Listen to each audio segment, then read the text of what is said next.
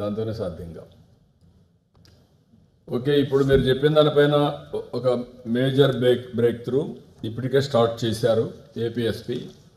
మీరు తయారు చేసి యేసుబాబు ఎప్పటికి ఇస్తావు నువ్వు వీళ్ళందరినీ, వీళ్ళకి అప్పచెప్పాలి జిల్లాలకి. దీనికి ఇక్కడ ఎవరు మానిటర్ చేస్తారో ఒకరు మానిటర్ చేయాలి స్టేట్ లెవెల్లో. కొంత ఫోర్స్ను కూడా స్టేట్ లెవెల్లో మానిటర్ చేయడం, జిల్లా లెవెల్లో ఎస్పీలు ఇదంతా మానిటర్ చేసుకోవడం. ఇది ఎంతవరకు పనిచేసింది? టాప్ 5 ఇప్పుడు ఇక్కడ ఉంది, వీళ్ళకి ఇస్తాం. మన డ్రగ్స్ అన్నీ, గంజాయి గవర్నమెంట్ ఆఫ్ ఇండియా కూడా సపోర్ట్ చేస్తామని అక్కడ కొంతమందిని ఇస్తాం. అదే మాదిరిగా సైబర్ సెక్యూరిటీ ఇంకొక యాంగిల్లో పెడతాం. ఇంకో పక్క సోషల్ మీడియా, ఇంకో పక్క ఉమెన్ ఒకటి, ఇంకోటి ఎకనామిక్ అఫెన్స్ అనుకున్నాం.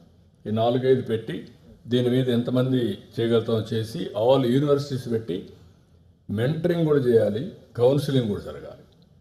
అదే మరి కోర్టు ఒకటి, ఎవ్రీ కోర్టు ఒక కానిస్టేబుల్ మనవాడిని పంపించి అతను ఒక లీడర్గా తయారు కావాలి అక్కడ. అంటే మురికి పంపించి కాపలా కాయడం కాకుండా వాళ్ళ కన్విక్షన్ పడే పరిస్థితి తీసుకురావాలి, లాయర్తో కోఆర్డినేట్ చేసుకొని. ఇతను కూడా లాయర్ కావాలి.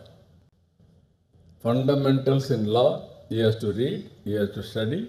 ఆ పోలీసుల్లో వచ్చిన ఐపీసీ సెక్షన్స్ అవన్నీ స్టడీ చేసుకొని ఒకవేళ అడ్వకేట్గా తప్పు చేస్తే చెప్పి చేయించే పరిస్థితి రావాలి. అప్పుడే కంట్రోల్ అవుతుంది.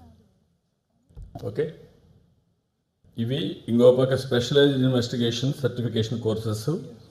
అందరూ కూడా all of us has to go for that. అవి కూడా మనం చేద్దాం ఇప్పటి నుంచే.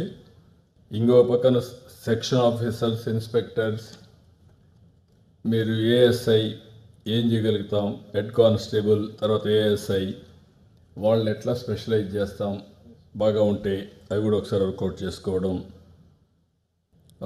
ఈ special investigation in house APSP 2 తీసుకుంటే మనకి ఈజీ అవుతుంది. Rule based training continuously will do it. ఒకసారి కంప్యూటరైజ్ చేసి హ్యూమన్ రిసోర్స్ ఎవరు చూస్తున్నారు మీరు? Human resources